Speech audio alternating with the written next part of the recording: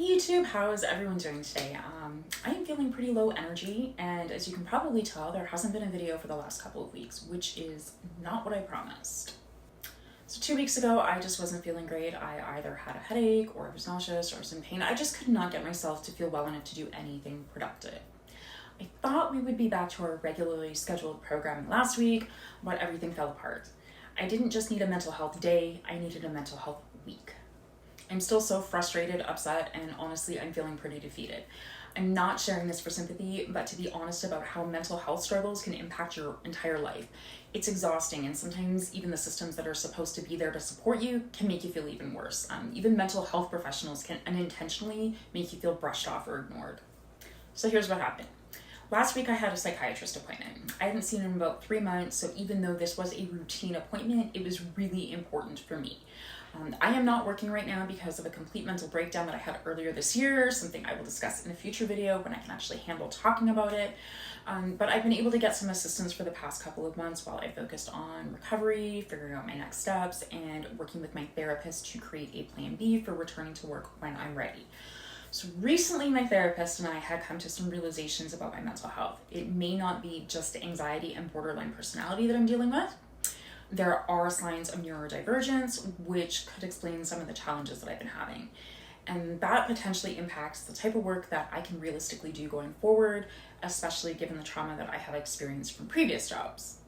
So because of all of this, and the fact that my assistance is about to run out, so I need to figure out a plan B now, my therapist wrote a very detailed letter recommending continued support through whatever government programs that could either help me retrain, or find a new career path, or ease back into work in a way that works best for me.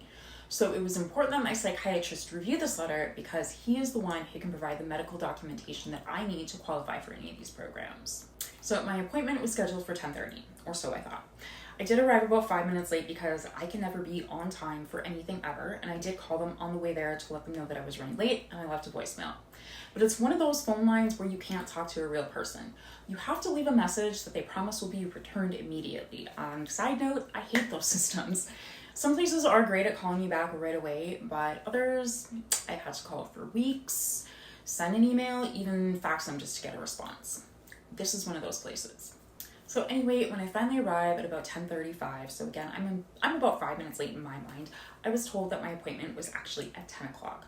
So now I'm 35 minutes late, and I have to call and reschedule for 2 to 3 months from now. I was floored. I double-checked my planner, and I had written 10:30. Could I have made a mistake? Yes, absolutely. Could they have made a scheduling error? Yes, it has happened before at this office. I even searched for the confirmation email. I have confirmation emails for every appointment, literally going back to the beginning of the year, but of course, for this one appointment, I don't have it. Go figure. This appointment was so important, and I was so upset that I had to step outside to compose myself. No, that's a lie. I went to my car and I screamed and I cried for 10 minutes. Then I went back in with a letter from my therapist and told the receptionist that with or without an appointment, it was imperative, absolutely imperative, that my psychiatrist get and read this letter ASAP. I watched her place it in a pile with a bunch of other papers where it's probably still sitting.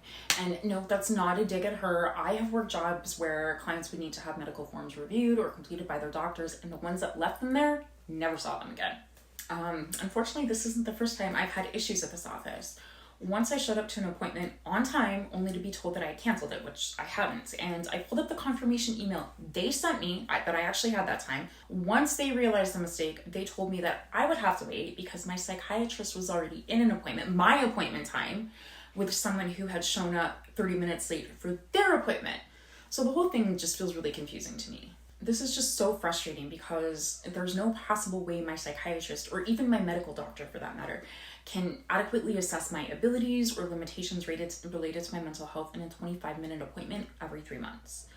These appointments are really brief. They're focused on medication reviews and symptom updates. And while those things are important, they are not therapy and they don't paint the whole picture. My therapist, on the other hand, she's got a much clearer understanding of my capabilities and limitations because we have worked together for almost 2 years now, and I see her more regularly, like once every week or two. So we have had the time to discuss my abilities and my challenges in depth.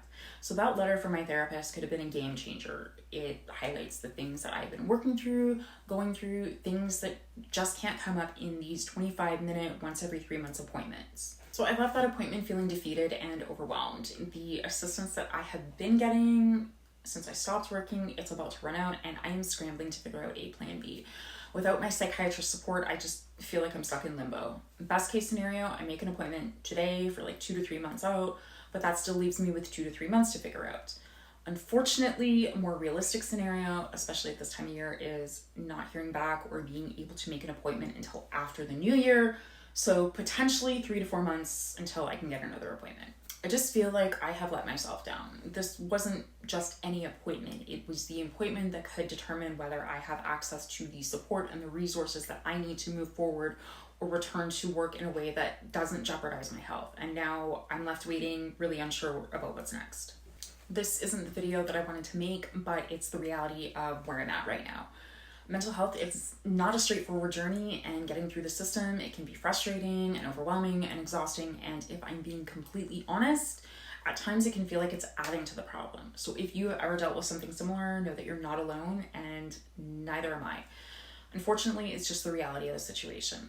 Luckily, mental health care is taken more seriously than it was years ago, but there's still a lack of qualified mental health care professionals to meet the demand. It sucks, but if any of you have any suggestions on how I can fast track this or navigate this, I'm open to it. But yeah, that's where things stand right now. On that note, I am sorry that this video was such a downer. Again, not exactly a video that I hoped to be making, but if you managed to get through it, thank you for sticking with it. Thank you for the support. I will see you in my next video, which will be 52 Weeks Friday. Thanks for watching. Bye.